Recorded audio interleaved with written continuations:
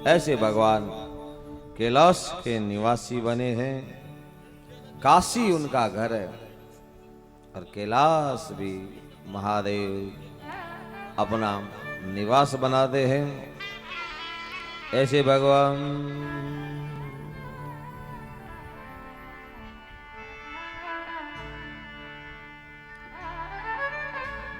नारद जी कहते हैं, भगवान आपने बहुत अच्छा मुझे बताया। कुबेर की प्रसन्नता के कारण कैलाश पर निवास किया। ब्रह्मा जी ने आगे सृष्टि का सर्जन किया, वो बताइए मुझे आगे आपने क्या क्या सर्जन किया। तब ब्रह्मा जी कहते हैं कि मैंने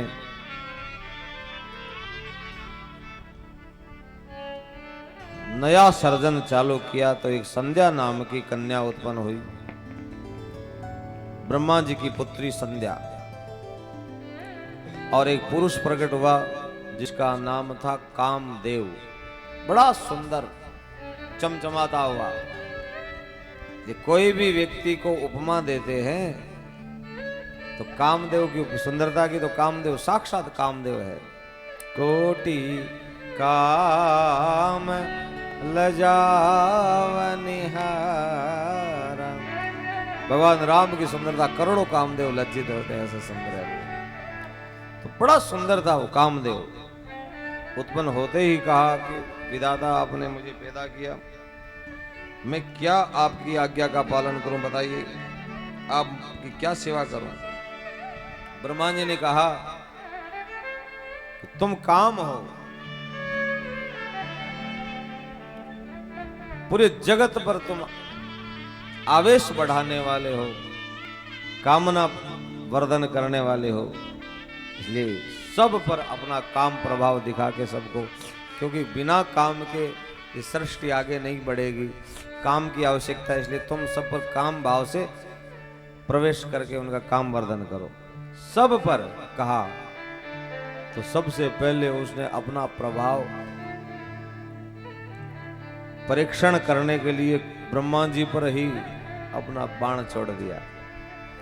ब्रह्मा जी पर ही काम बाण छोड़ते ही ब्रह्मा जी कामासक्त हो गए और अपनी बेटी संध्या पर ही मोहित हो गए। संध्या ने कहा मैं आपकी पुत्री हूं, लेकिन ब्रह्मा जी काम भय काम बस जोगी से तापस पावरने की को कहे। सब देवता सब ऋषि मुनि कामासक्त हो गए। संध्या लज्जित हुई, ब्रह्मा जी भी लज्जित हुए। तो ब्रह्मा जी ने कहा कि बंद करे सब अपना खेल कामदेव को। कामदेव ने आवेश खत्म कर दिया। तो ब्रह्मा जी ने कहा श्राप देता हूं कामदेव को, तू तो मेरा बेटा है, मैं तो नहीं मार सकता तुझे, लेकिन एक दिन जब तू शिव पर कुपित होगा, शिव पर अपना बाण छोड़ेगा काम का, तब शिव की तीसरी नेत्र से भस्म हो जाएगा। महाराज आपने ही तो कहा कि सबको मोहित कर दो, इसलिए मैं सबको मोहित कर दिया। तो आप ही कह रहे हो कि बंद करिए। ब्रह्मा जी ने कहा कि मैं पिता हूं तुम्हारा, मैंने आदेश दिया तुझे, मुझे ही मोहित कर दिया। तो काम को श्राप भी लग गया, शिव के तीसरे नेत्र से तो बचेगा नहीं। संध्या गलानी से भर गई, मेरे पिता ने मेरे ऊपर गलत दृष्टि डाली, इसलिए मैं अब इस शरीर को ही नहीं रखूंगी। तीन देखो, कल्प भेद से अनेक बातें होती है। एक तो संध्या सात तपस्या करने के लिए निकल गई, कठिन तपस्या करी और फिर मेधा तिथि के यज्ञ में जाके अपने शरीर को छोड़ दिया। और अगले जन्म में वो संध्या अरुंधति नाम की कन्या के रूप में जन्म लेके वशिष्ठ की पत्नी बनी। एक कल्प की कथा तो यह है। एक कल्प में संध्या का विवाह सूर्य भगवान सूर्य से हुआ। त्रिकाल संध्या होती है ना, प्रातः संध्या, मध्याह्न संध्या, त्रिकाल संध्या। ये प्रातः संध्या देवताओं के लिए, अंतिम संध्या पितरों को समर्पित होती है। तो संध्या भगवान सूर्य की पत्नी बनी और सूर्य और संध्या से वैवत्स मनु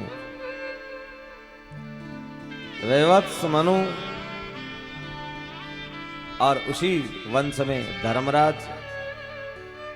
और शनिदेव, धर्मराज और यमुना पुत्र और पुत्री के रूप में, सूर्य पुत्र है धर्मराज और यम पुत्री के रूप में कालिंदी जो भगवान कृष्ण की प्रिया बनती है।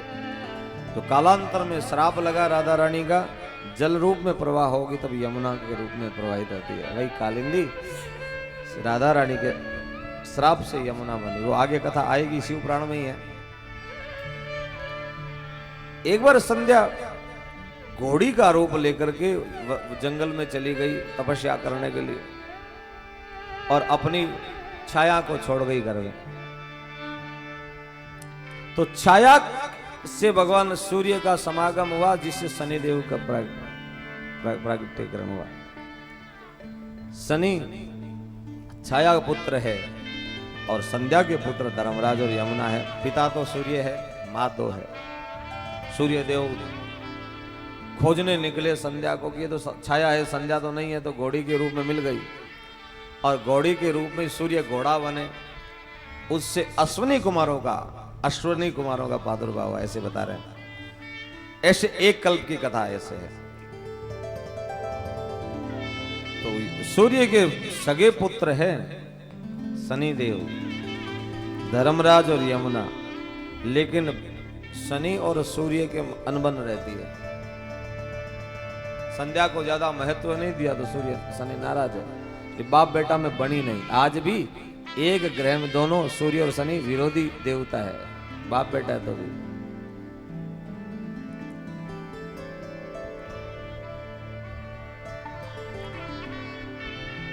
ऐसे सृष्टि का सर्जन हुआ।